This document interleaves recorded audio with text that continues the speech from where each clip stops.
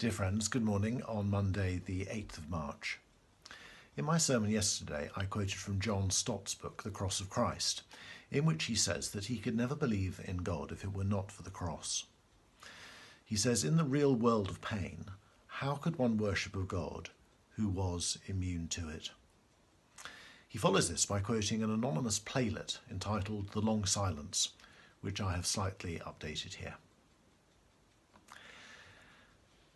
At the end of time, billions of people were seated on a great plain before God's throne. How can God judge us? How can he know about suffering? Snapped a young woman. She ripped open a sleeve to reveal a tattooed number from a Nazi concentration camp. We endured terror, beatings, torture, death. In another, a black boy lowered his collar. What about this, he demanded, showing an ugly rope burn. Lynched for being black. In another crowd, there was a schoolgirl who had been raped. Why should I suffer, she murmured. It wasn't my fault.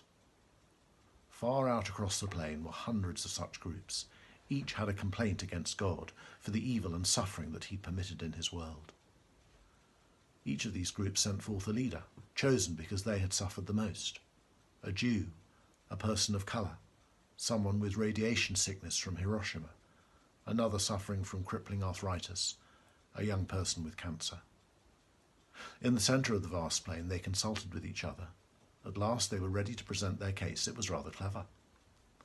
Before God could be qualified to be their judge, he must endure what they endured. Their decision was that God should be sentenced to live on earth as a man. Let him be born into a persecuted race.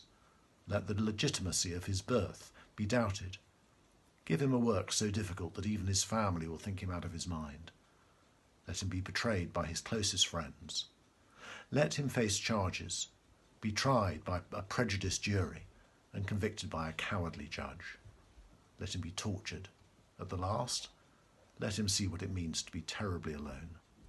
Then let him die so that there can be no doubt that he died. Let there be a great cloud of witnesses to verify it. As each leader announced his portion of the sentence, loud murmurs of approval went up from the throng of people assembled. When the last had finished pronouncing sentence, there was a long silence. No one uttered a word.